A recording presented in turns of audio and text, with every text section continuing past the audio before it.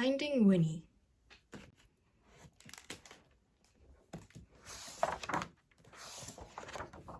Could you tell me a story? Asked Cole. It's awfully late. It was long past dark and time to be asleep. What kind of story?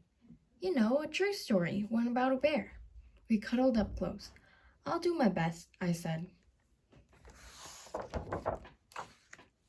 A very long time ago, about 100 years before you were born, there was a veterinarian who lived in Winnipeg.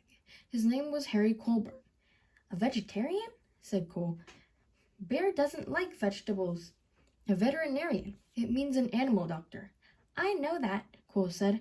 That's what I'm going to maybe be when I'm big. If a horse had the hiccups or a cow had a cough, Harry knew how to make them feel just right. Harry's hands were never cold, even in Winnipeg, where winters are so frosty that icicles grow on the insides of your nose. That was just the kind of doctor he was.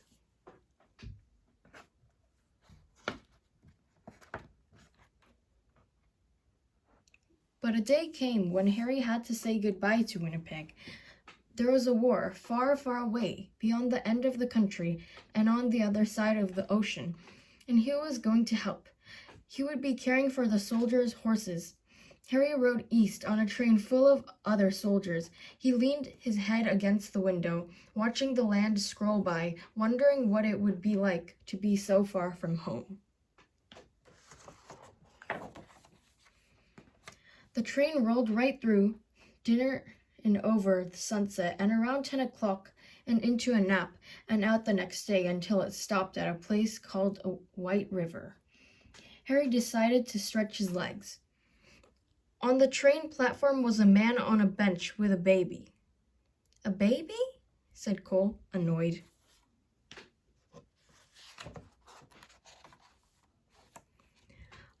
A baby bear, a cub.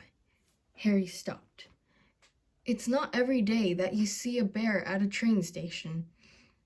That bear has lost its mother, he thought, and that man must be the trapper who got her. What do trappers do? Asked Cole. It's what trappers don't do. They don't raise bears. Raise them? You know, I said, love them.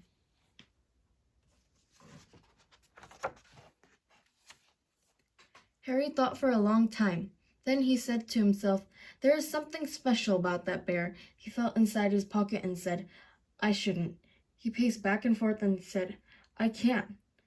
Then his heart made up his mind, and he walked up to the trapper and said, I'll give you $20 for the bear. Is $20 a lot? Asked Cole. Back then? I said, even more than a lot.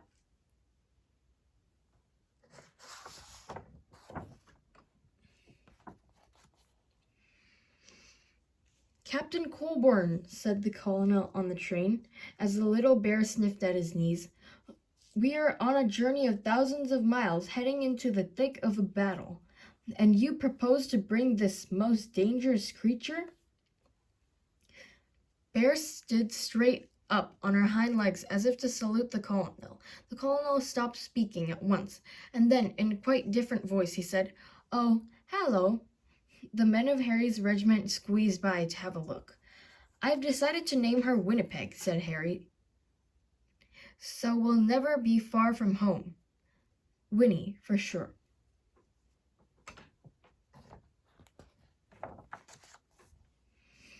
They had a very long way to travel, and they had already gone 3 or 4 feet when Winnie grew hungry.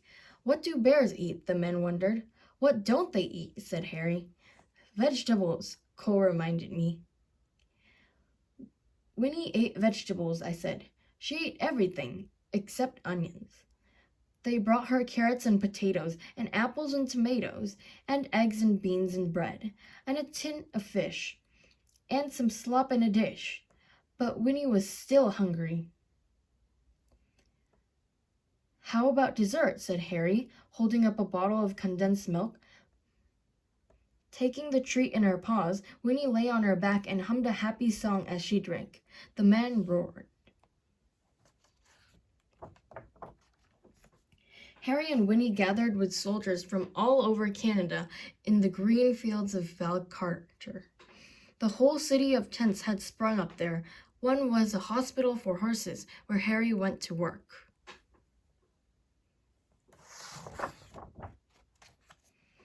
Winnie was in the army now. Harry taught her to stand up straight and hold her head high and turn this way and that, just so. Soon she was assigned her own post. Even the colonel agreed that Winnie was a remarkable bear. She might have been the best navigator in the whole army. If he hid something, could she find it? She could. What if it was farther away, and farther still? Remarkable, he cried. In the evenings, both of them were too tired to move. When Harry thought about Winnie and the voyage across the ocean, his head said, I shouldn't. His head said, I can't. But his heart made up his mind. Nobody had ever tried to float so many people and animals across the Atlantic Ocean before. 30 ships sailed together, carrying about 36,000 men and 7,500 horses, and about one bear named Winnie. When they finally arrived in England, the regiment went to training on the Salisbury Plain, where it rained and rained and rained, but Winnie didn't seem to mind. She was the mascot of the 2nd Canadian Infantry Brigade, and she attended her post with vigor. One day, Harry came running while she was doing her exercises in the tent. You'll bring the whole place down, he said with a laugh. She had grown.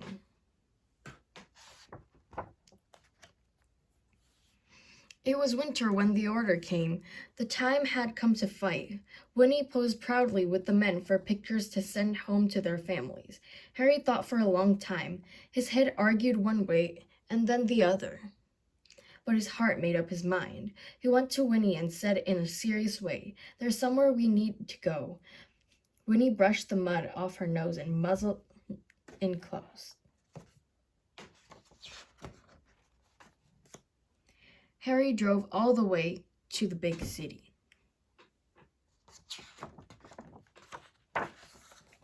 Here we are, said Harry, the London Zoo.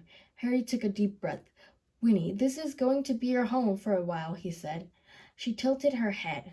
We're shipping out to France, he explained. I have to take care of the horses at front. She rested her big head against him.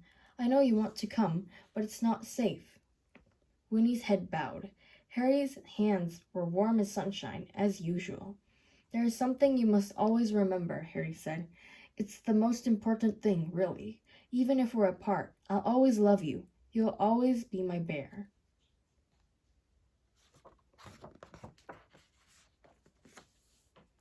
Is that the end? That's the end of Harry and Winnie's story, I said. But I don't want it to be over, said Cole.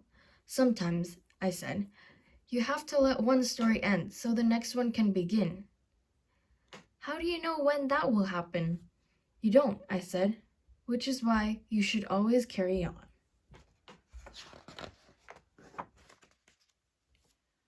Once upon a time, there was a little boy with a stuffed bear.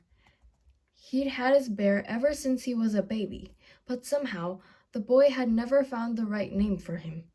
He'd tried Teddy and Edward and even Big Bear.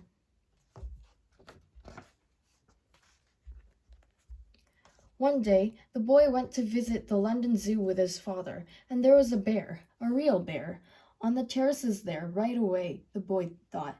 There is something special about that bear. Her name was Winnie. They became true friends. The boy was allowed to come right inside her enclosure to play.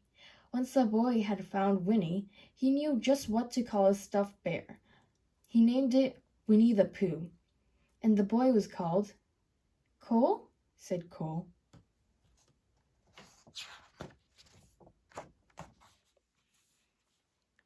His name was Christopher Robin Milne. Christopher Robin would visit Winnie at the zoo, and then he would take his stuffed animal on all sorts of adventures in the wood behind his home. His father, Alan Alexander Milne, wrote books all about them. Harry's Winnie became Winnie the Pooh, and there has never been a more beloved bear. But what about Harry? Cole asked. When Harry visited Winnie at the zoo, he saw how happy she was. She was being raised. She was truly loved. And that was all he had ever wanted. From that moment, they met at the train station in White River. So after the war, Harry returned to Winnipeg and his life as an animal doctor. Before long, he was married and had a son named Fred. And Fred had a daughter named Laureen. And Laureen had a daughter named Lindsay, which is me. And then I had a son. When I saw you, I thought, there is something special about this boy. So I named you after your great-great-grandfather, Captain Harry Colborne. I named you Cole. That's me, said Cole in a whisper. That's you. And that's Winnie? Yes, I said, that's Winnie. And it's all true? Sometimes the best stories are, I said. Cole's eyes grew big, and he said nothing for a long time. Then he hugged his own bear close and let out a yawn that reached far away, and they both turned over and fell asleep.